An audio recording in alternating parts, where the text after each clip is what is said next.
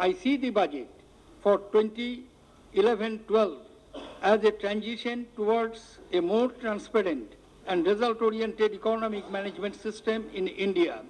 We are taking major steps in simplifying and placing the administrative procedures concerning taxation, trade and tariff, and social transfers on electronic interface, free of discretion and bureaucratic delays.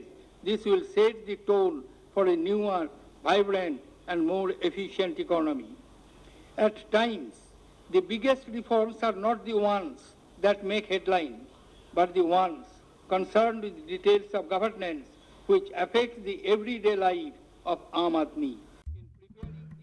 In these words, the Honorable Finance Minister, Shri Pranab Mukherjee, very appropriately set the guiding principles for all the stakeholders in governance to equip the Indian economy to live up to internal expectations as well as to sustain the volatility of world economy.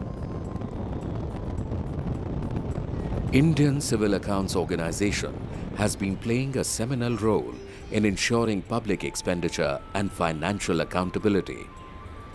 In a short span of 35 years of its existence, the organization has worked towards strengthening public financial management in consonance with the changing development landscape and the community of best practices. Under the overall leadership and guidance of the Controller General of Accounts, CGA, the organization's mission is to administer an effective, credible, and responsive system for budgeting, payment, and accounting services. The organization functions through a network of more than 400 pay and accounts offices located all over the length and breadth of this vast country. The Chief Controllers and Controllers of Accounts in the various ministries of the Government of India are responsible for managing this network. Indian Civil Accounts Organization has been one of the pioneers in introducing tools of information technology in governance in India. It has also kept its pace with constantly changing technological environment and increasing ICT penetration in the country. With modest beginnings in the late 1970s, when we started using COBOL-based software on mainframe computers for compiling accounts, we moved to using desktop computers in the 80s. At the beginning of this millennium, end-to-end PAO functions of payment and accounting, GPF, pension, and budget were computerized in all pay and accounts offices across the length and breadth of this country through the compact software. This was a landmark achievement in public financial management in India.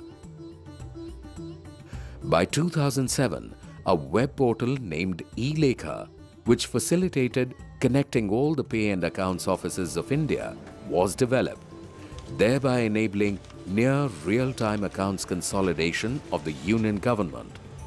In 2008, Office of Controller General of Accounts started another major e-governance initiative, which is the Central Plan Scheme Monitoring System, CPS-MS. This web-based system, designed to track release of funds under 800-odd central plan schemes, is also enabled to monitor transaction-wise utilization and unspent balances in the bank accounts of all tiers of program implementation, reaching up to the villages.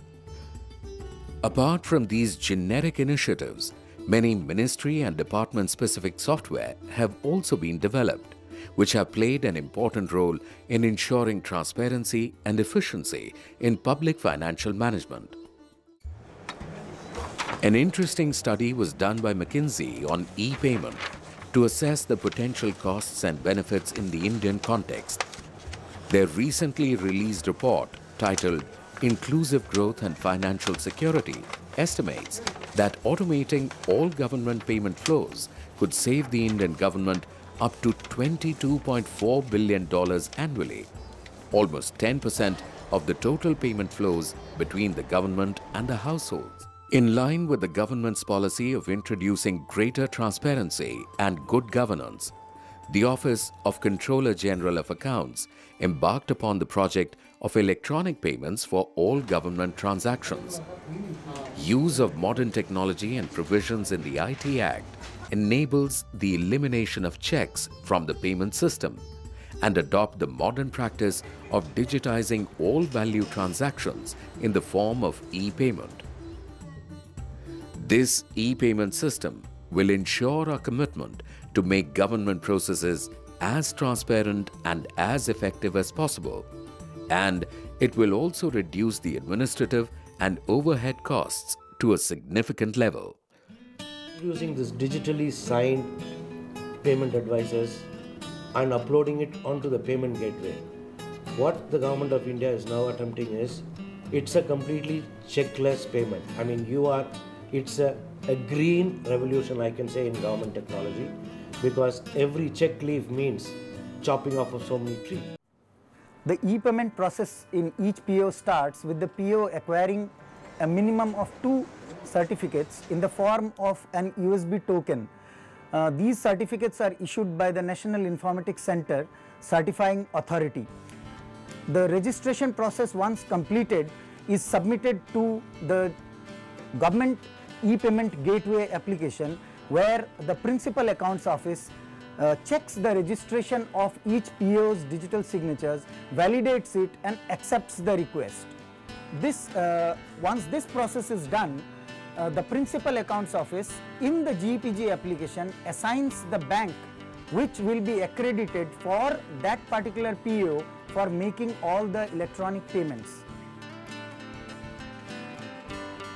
The bank also in turn downloads the approved digital signatures of that respective PO for which he is the accredited banker and maintains it in his database. The next process starts with the DDO providing a mandate with an electronic payment request to a beneficiary in the form of a bill and an electronic payment mandate. The bill is then put into Compact and a token number for the e-payment request is generated by the application and given to the DDO in the form of an acknowledgement. The PO then pre-audits the bill through a 3-stage auditing process, and once the bill is passed at all the 3 audit stages, the bill is ready for the e-payment authorization.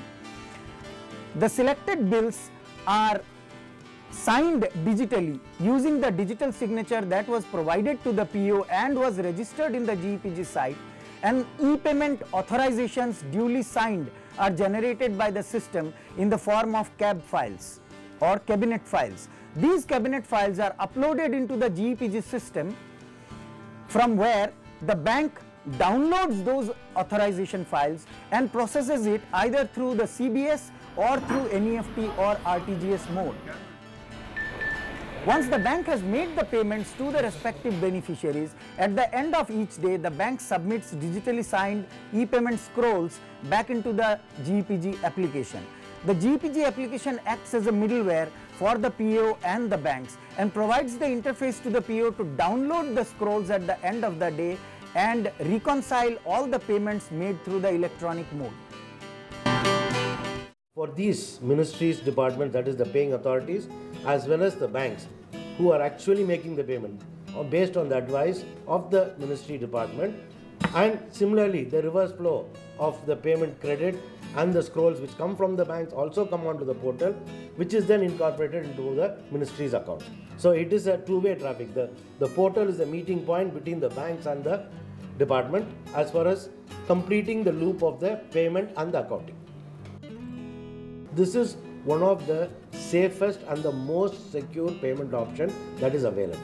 And the banks have also certified that digitally signed payment advices is the most secure electronic mode of payment. And that is why this payment system has been certified for security purposes by the STQC also.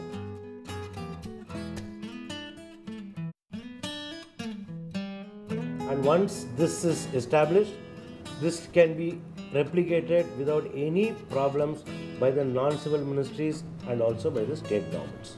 I don't think there will be any issues on replicating it by the other departments. The path to reforms is long and winding. The rapid developments in technology, capabilities and growing requirements of users and government act as drivers to constantly upgrade the processes and systems.